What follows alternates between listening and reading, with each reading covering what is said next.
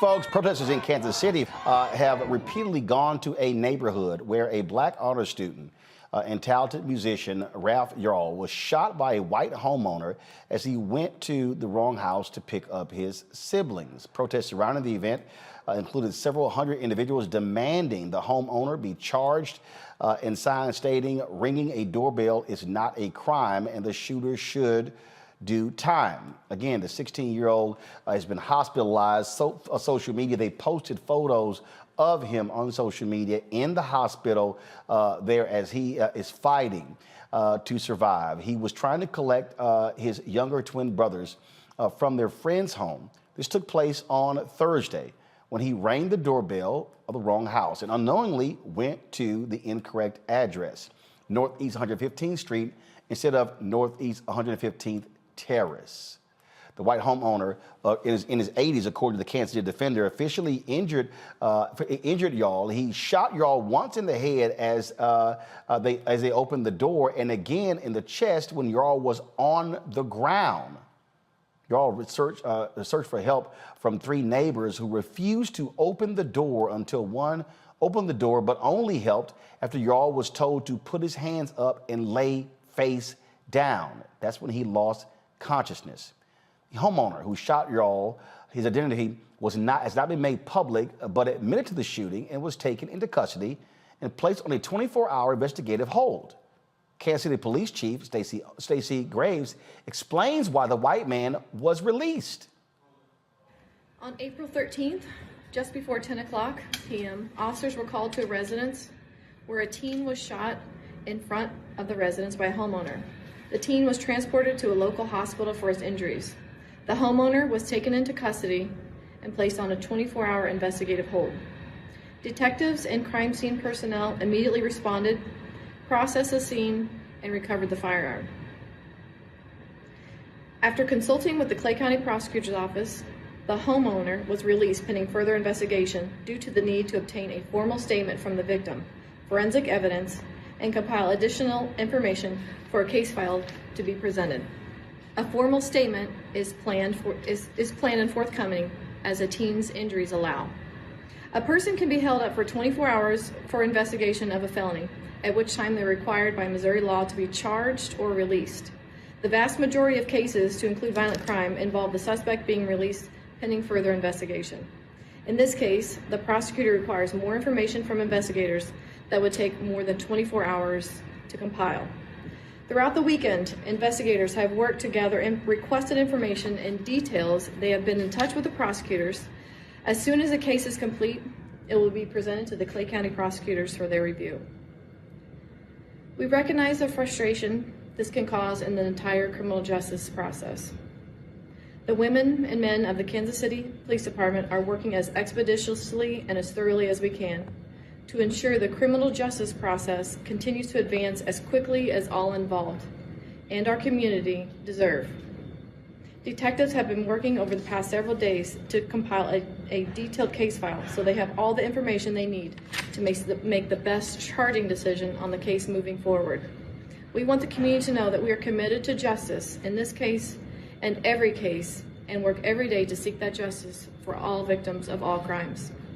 Investigators have been in touch with the family of the victim in this case and updated them on the status of the investigation and the process moving forward. I want everyone to know that I'm listening and I understand the concern that we are receiving from the community. Really? This breaking news. They've now charged this man. His name is Andrew Lester. Go to my iPad, please.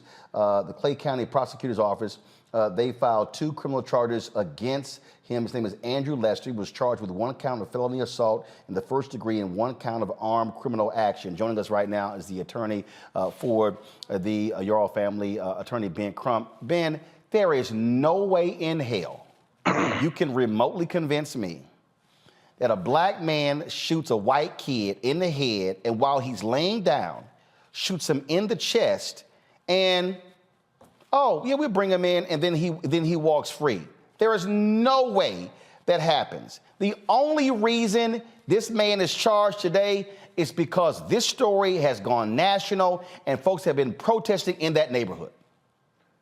You're absolutely correct, Roland Martin. It was the national outrage, the advocacy on Attorney Merritt and our legal teams like bombarding the prosecutor, having people call them and say, how is it acceptable that a black 17-year-old presses the doorbell and the white owner of the home shoot him in the head and then shoots him a second time, as you said, Roland, while he's on the ground and had his arm not been there, we might not be talking about a miracle that saved Ralph Yarl's life. And so this is asinine for them to even hold it for this long, because it could have been a FedEx worker, an Amazon worker, Roland, and they simply go press the doorbell and their profile and shot in the head because a white person feels threatened. Because, you know, they always talk about stand your ground and counsel doctrine. And the final point I think is germane here, Roland Martin, is it harkens back to Trayvon, where his killer got to sleep in his bed at night. And even closer to present, Ahmaud Arbery, where they saw the video. The police saw the video and still accepted the white shooter's word for it and let them go home and sleep in their beds. So we know it's nothing new. What they're doing is two justice systems in America, one for Black America and another for white America. Ben, this reminds me of the case out of Michigan, 2014, where a 14-year-old Brennan Walker was shot by Jeffrey Ziegler, a retired firefighter, after Walker missed the bus and knocked on Ziegler's door. Ziegler only received 10 years in prison for assault with an attempt to commit murder. They actually, earlier this year, granted him parole from prison. I mean, again, this is, so these folks, again, no threat. It's not like Yarl, or even in the case with Ziegler, he wasn't sitting here trying to steal anything. These folks come out of their house, shoot first. And you saw the video we're playing right there, where Ziegler comes out with a shotgun, and it's only because that kid is only alive. Brennan Walker is only alive because he took off running. This guy fires his gun at him down the street. And in this case involving Yarl, he's just at the door. No threat whatsoever. This guy fire first, ask questions later. Yeah. And you hit it right on the point, Roland Martin. We've been talking about this conversation now for 20 years because you always cover these matters. And I love how you remind us of the historical nature of it, since they're trying to outlaw teaching Black history in the schools. We got to have programs that remind us about the past Black history and the not so past Black history, because all of it is relevant. Because if we forget about Trayvon, we forget about Ahmaud Arbery, we forget about Ziegler shooting at that young man in Michigan, then they act like, well, this is novel. This is something new, and we can justify this Andrew Lester shooting 16-year-old Ralph Yarl in the head because he felt in fear of his life. No, that was the impetus for Black Lives Matter when they said it with Trayvon Martin and got away with it. And so we can never let them get away with this again. And of course, Ben, to listen to the police chief say, oh, we had to wait to get a statement from the victim. He was almost killed. Yeah. And Roland, what's so asinine about that is if he would have died, are you telling me you could have not arrested the shooter because you couldn't take a statement from him? It's ludicrous. They want us to believe that, well, I can't say what they want us to believe, Roland, but it is asinine. Yeah. It's just absolutely crazy. And again, these things, they happen over and over and over again. Ben, the GoFundMe originally was $750,000. It raised $1.5 million. They've already raised about $1.3 million. You've talked with the family and just, so what's the latest on Yarl's condition? You know, Roland, we just talked to President Biden less than 35 minutes ago, right before the DA came and announced his charges. And, you know, obviously he's going to miss a lot of time from school, but this is a brilliant young man. I mean, just even though he's talking slow, just to hear him interact with President Biden, you can tell that this young man is a miracle. He's an honor roll student at the top of his class. He plays the clarinet. He wants to be a computer engineer, engineer, a mechanical engineer, and he has his whole future ahead of him. It was nothing but the grace of God how this young man is living after being shot in the head. And so it was appropriate for the prosecutor to charge him.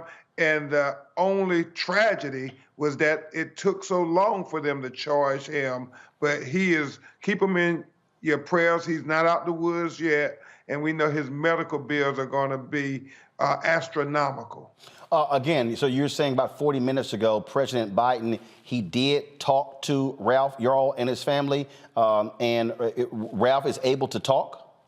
Ralph was able to talk and try to answer his questions best he could, but even in a slow, slurred voice, you heard how brilliant Ralph Yarl was. He is an exceptional young person.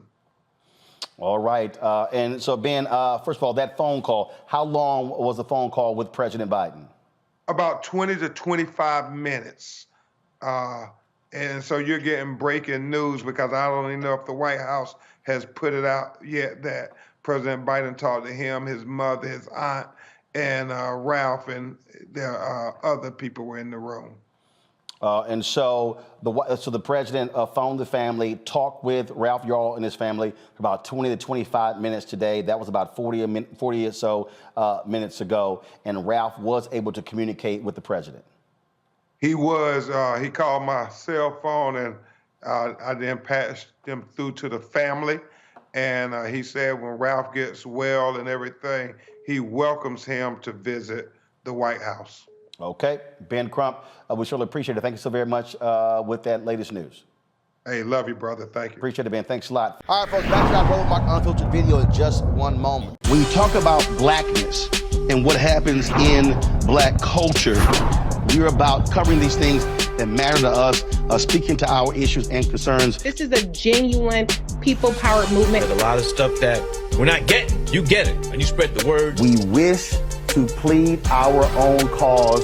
Too long have others spoken for us. We cannot tell our own story if we can't pay for it. This is about covering us. Invest in black-owned media. Your dollars matter. We don't have to keep asking them to cover our stuff. So please support us in what we do, folks. We want to hit 2,000 people, $50 this month, raise $100,000. We're behind 100,000, so we want to hit that. Y'all money makes this possible. Check some money orders. Go to P.O. Box 57196, Washington, D.C. 20037-0196. The Cash App is $RM Unfiltered. PayPal is R Martin Unfiltered. Venmo is RM Unfiltered. Zelle is Roland at RolandSMartin.com.